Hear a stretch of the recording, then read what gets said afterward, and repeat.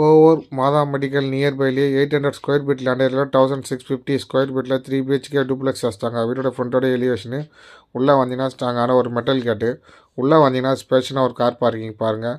Entrance பார்த்தீங்கன்னா teak door, living cum dining hall ஸ்பேஷனாக ஒரு ஹால் வித் பூஜை ரூமு, டீ யூனிட்லாம் பார்த்தீங்கன்னா லாங்காக கொடுத்துருக்காங்க. நல்லா பியூட்டிஃபுல்லான டிசைனில்.